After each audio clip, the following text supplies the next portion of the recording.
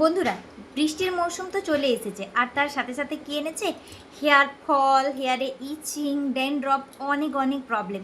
মেয়েদের কাছে চুলটা যদি লম্বা ঘন কালো হয় তাহলে সত্যিই সৌন্দর্যটা বেড়ে যায়, কিন্তু সেই চুল যদি অনবরত পড়তে থাকে তাহলে তোমরা কি করবে? একদম চিন্তা নেই, আমি চলে এসেছি আজকে তোমাদের সাথে এত সুন্দর একটা রেমেডিস শেয়ার করব, যেটা বাড়িতে থাকা উপকরণ দিয়ে তোমরা বানাতে পারবে। আর এটা আমি ইউজ করে দেখো আমার হেয়ারটা কত সুন্দর হয়েছে। পেছনে আরও আছে। তো হেয়ার ফল তো কমবেই, সাথে সাথে হেয়ারের ইচিং, ড্যান্ড্রফ যা যা প্রবলেম আছে সবগুলো তোমাদের সমাধান হয়ে যাবে।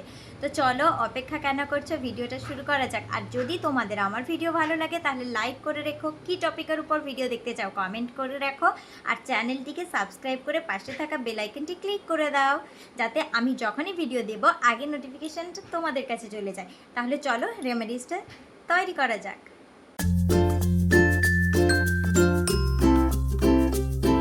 তো বন্ধুরা, আজকে আমি এমন একটা রেমেডিস তোমাদের সাথে শেয়ার করছি যেটা বাড়িতে থাকা উপকরণ দিয়েই তোমরা তৈরি করতে পারবে। আর এটা ব্যবহারের ফলে তোমাদের চুলের সমস্ত সমস্যা দূর হয়ে চুল ঘন, কালো, মজবুত, লম্বা যেমনটা সবার পছন্দ তেমনটাই হবে।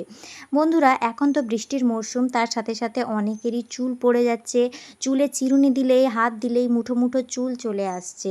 চুলের মধ্যে প্রচুর পরিমাণে খুশকি বা ড্যান্ড্রফের সমস্যা, অনেক সময় ইচিং হচ্ছে, যার জন্য তোমরা অনেকেই ডিস্টার্ব হয়ে আছো। তো এগুলোর কারণ কি? তার কারণ জানতে গেলে তোমাদেরকে জানতে হবে যে এগুলো হচ্ছে কেন। এগুলো হচ্ছে বন্ধুরা, বৃষ্টির দিনে আমরা অনেকেই ঠিকঠাক করে হেয়ার ওয়াশ করি না, যার জন্য আমাদের হেয়ারের মধ্যে নোংরা ময়লা জমে থাকে, উকুনের বাসা হয়, আর আমাদের চুল উঠে আসতে থাকে।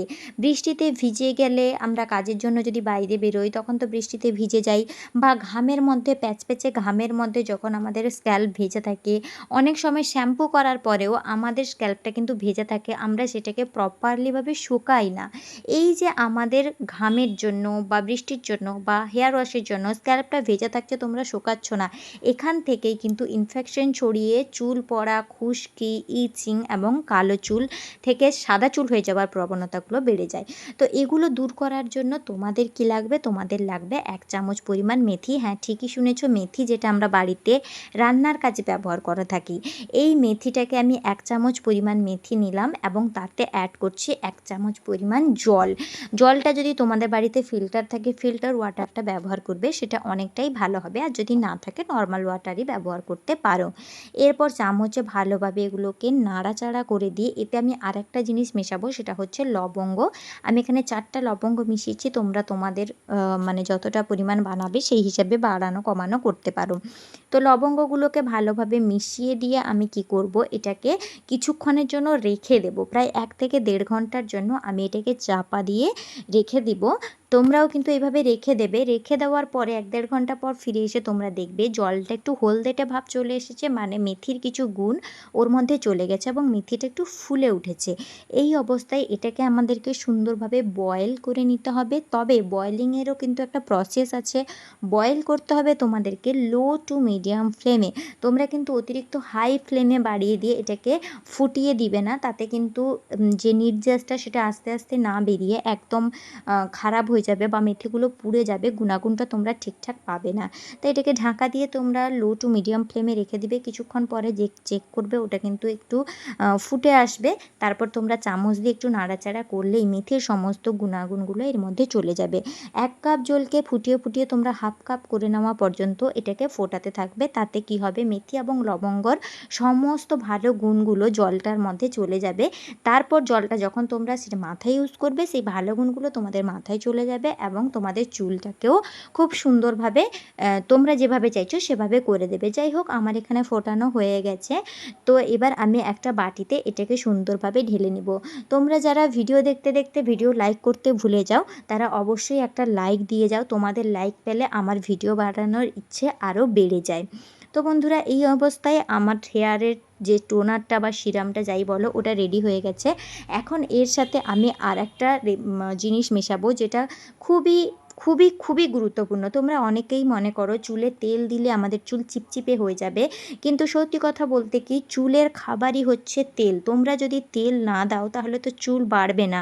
চুলের যদি পুষ্টিগুণ না পায় তাহলে তো চুলের মধ্যে বিভিন্ন ধরনের সমস্যা দেখা যাবে। তাই আমি এখানে 1/2 টেবিল চামচ পরিমাণ নারকেল তেল ইউজ করছি। তোমরা যদি এই জলটা বেশি বানাও তাহলে 1 টেবিল চামচ পরিমাণ ইউজ করবে। তোমরা এটা চাইলে রাত্রে ইউজ করে সকালবেলা হেয়ার ওয়াশ করে নিতে পারো বা সকালেও ইউজ করে 5-6 ঘন্টার জন্য তোমরা এটাকে রেখে নিয়ে তারপরেও হেয়ার ওয়াশ করে নিতে পারো। তোমাদের কোনো অসুবিধা হবে না।